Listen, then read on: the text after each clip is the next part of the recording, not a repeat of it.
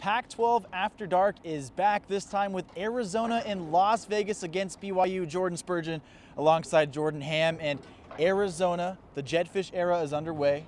The losing streak continues. They fall to the Cougars. You were up in the press box. What was your skyline view of this game as this unfolded? Yeah, I think early on in the game, it looked like a week one game. There were quite a few errors. Took a little while for the offense to get going. But ultimately, the thing I kept coming back to was they were down 21-3. The defense causes a safety after a great punt.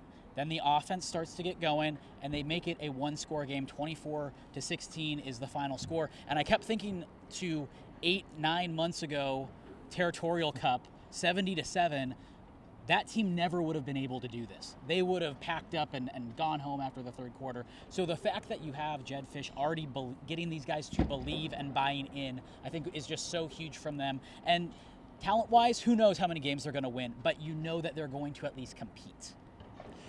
Speaking of competing, all offseason long, two local kids, Will Plummer, Gunnar Cruz competing for the starting job. We were told they would be kind of switching off most of the game. Will Plummer, I believe, only played in one series, and even on that series, Gunnar came in on a 4th and 1 and ran it to get them a first down. So what did Coach Fisch have to say about playing Gunnar for so long and why he stuck with him throughout the game? Yeah, I think in the second half it was really, he just saw the hot hand and didn't see a need, is what he said, to go ahead and shake that up. And Gunnar Cruz ended up throwing for over 300 yards, 35 for 45, had a touchdown, had an interception in there, but he was able to move the ball around. 5 receivers had at least 4 receptions, so he was able to share the wealth a little bit. They did a nice job moving the ball. They had some trouble getting it in the end zone, which is something they're obviously going to have to work on. But I think just seeing the way that Gunnar was able to really manage this offense is what kept him out on the field and Will on the sideline. So beyond quarterback, what else did Coach Fisch say about what he wants to see moving forward from his team? Yeah, I think just the will to compete continuing. And he said, one of the things that really jumped out to him was after the game how excited they were to get back to practice, to get the taste out of their mouth about this tough loss. They have San Diego State next week, another really tough game, a tough way to start the Jedd Fisch era, but he liked the buy-in. He saw quite a few errors that they're going to try to correct.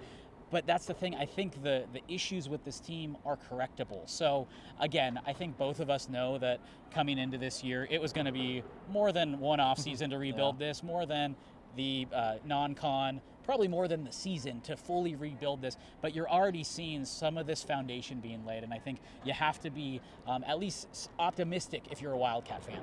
So final takeaways here from both of us. So for you, what else? You just talked about the rebuild's underway, now you see the progress. So what do you take away from this game, and what do you think they're going to be doing moving forward? Yeah, I'll be interested to see how the receivers progress. Obviously, that's going to be huge for the offense. The offensive line had some question marks going in, but they played really well. They gave up 4 sacks, but Coach Fisch said that Gunnar Cruz, probably 3 of those were on him for hanging on to the football too long. So you get Jamari Joyner back in a few weeks. Yep. That's a pretty good wide receiver core right there. And I think the defense overachieved a little bit. They played really well. So it's, again, a good foundation, but they're in the Pac-12 South. Pac-12 South is going to be brutal this year, so you'll have to see how they're able to progress while still continually getting punched in the mouth by some really good football teams. And last thing, I know you noticed it as well, but this was technically a home game for Arizona. What do you say, like 80-20 BYU fans to Arizona fans this game? Because it seemed like there was blue everywhere. It was loud on defense when they were on defense, and not really a home game for Arizona. Coach Fisch has really preached about getting the home field advantage going when they're in Tucson. Tough draw when you're the home team here in Vegas. I think that's accurate. 80-20, it got really loud. And whenever you heard a Wildcats chant or U of A chant, all of a sudden just tenfold BYU chants coming in. So a tough place to play, but I think that's going to help them also, playing in these tough matchups and environments, especially Gunnar Cruz. This was his, first career start, and he has 4 years ahead of himself now to work on that and experience that. So I think that ultimately could be helpful for them. So with that, there's plenty of BYU fans still left. We're at Allegiant Stadium, brand new this year, home of the Las Vegas Raiders, and today Arizona and BYU. So Jordan, I think you and I got to take a walk around, get lost a little bit. It's a big place. Don't really know where we're going, Already but that wraps lost, it up. So it's great. Perfect.